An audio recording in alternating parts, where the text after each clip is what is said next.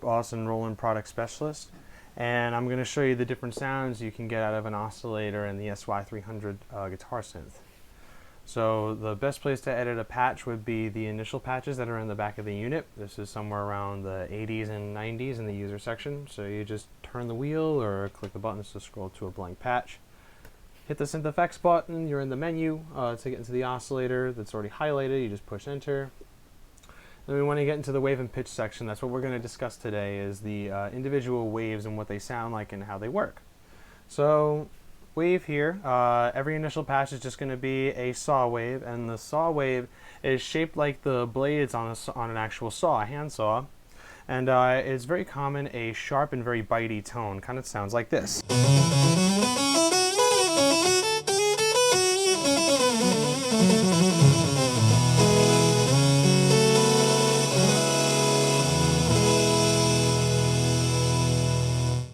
Okay, so a saw wave sounds like that. The first wave here is a sine wave, and the sine wave has an S-like shape, has a smooth rise and fall, and it's a very mild and soft tone. It sounds like this.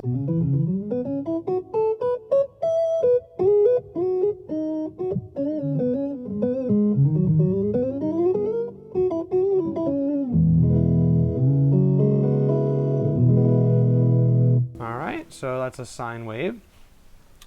Some of the other waves that are on here are also a triangle wave, and a triangle wave is going to have literally a triangle shape. And this is kind of a sound between a saw and a sine wave. So it has a little bit of harshness, but it's very mellow.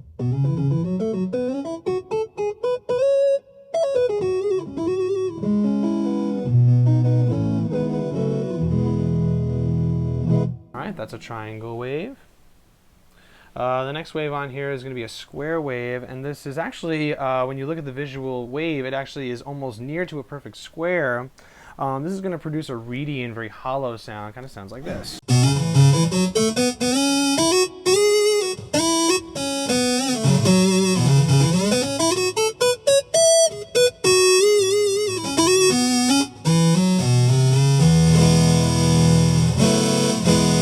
Okay, so that's a square wave.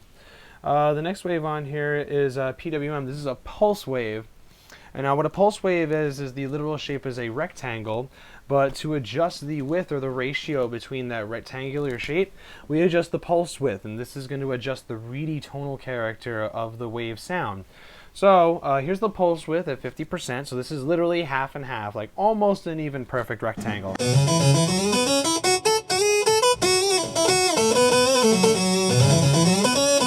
Now let's see what happens when I actually turn up the width and actually make it a little wider. You're going to get a different tonal reedy character.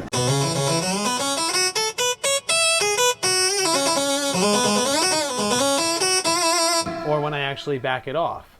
So let's turn that all the way back and see what it sounds like here.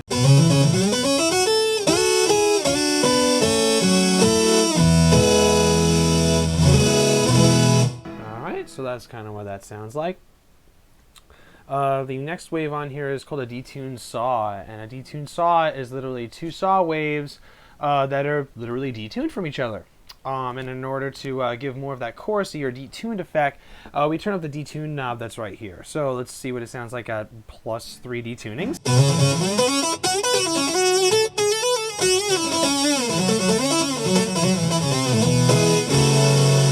Now we're going to turn up the detune, and you're going to notice a little bit more of a separation or a chorusy effect.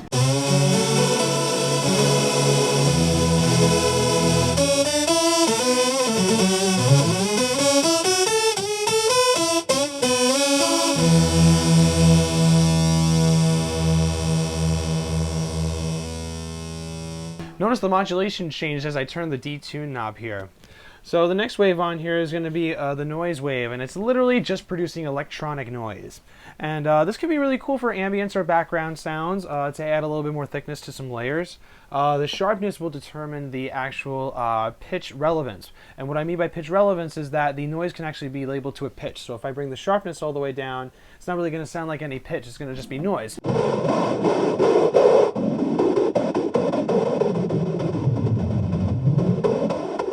But if I bring the sharpness up, you'll notice that it'll have a little bit more relevance to pitch.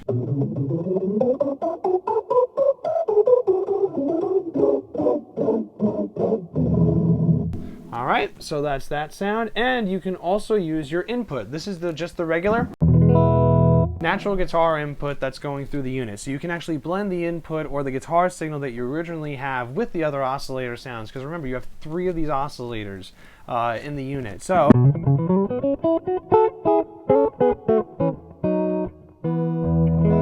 all right.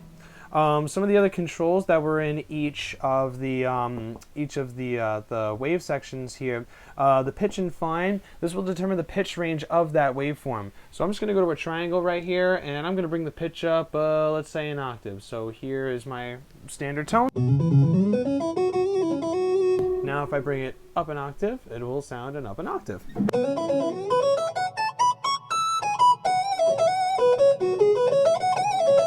This can also be really good for getting bass type tones when you bring it down an octave.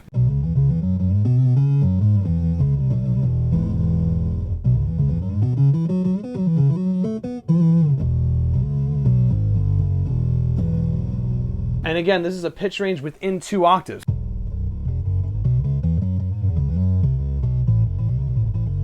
The fine will actually go within these semitones of that pitch, so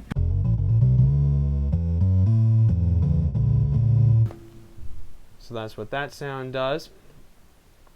And also within each of these waveforms, you have an additional page of controls here. So you have pitch envelope attack, pitch envelope depth, pitch bend depth, and pitch bend control. And now what the pitch envelope attack does is that it engages and is based upon dynamic controlled pitch. So basically, when you increase the number, the speed of that controlled pitch based upon how hard or soft you pick will rise really fast. If it's on a negative number, it will be a slow rise and fall. So here it is at a positive number. And again, this control can only be used if the pitch envelope depth is turned on in any direction.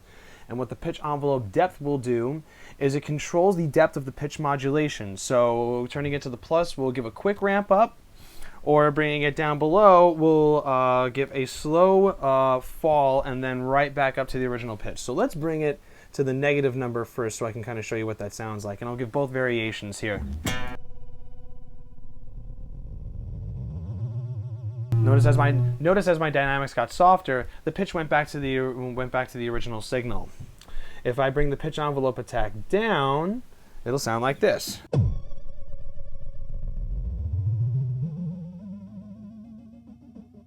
So notice it starts high and then comes back down low. If I bring the pitch envelope depth up while the pitch envelope attack is low, it'll sound like this.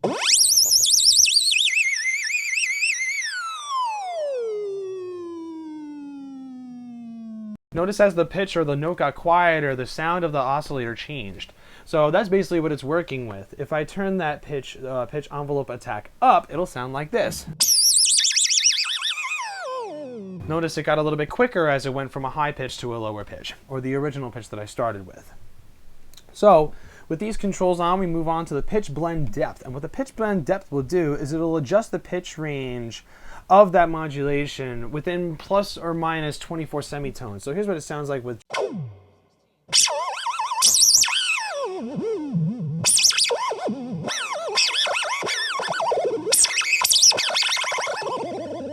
So it went down, so let's bring that back up, and this is what back up sounds like.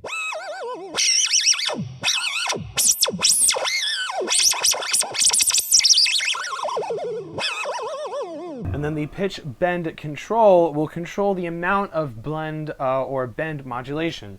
So if I bring this up, the emphasis will be a little bit stronger.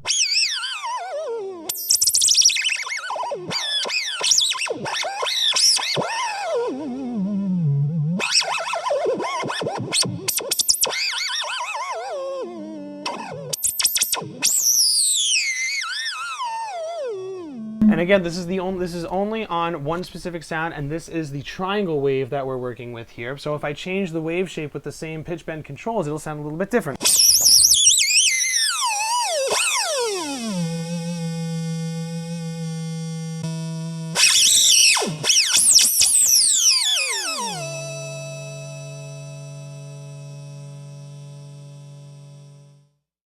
All right, and that's just the wave and pitch section within an oscillator on the SY300. If you have any questions about any of the additional controls, you can comment below. You can subscribe to my channel for further updates on tutorials and little walkthroughs of any of the other Boss products. Again, my name is Austin, and we'll see you next time. All right, peace out.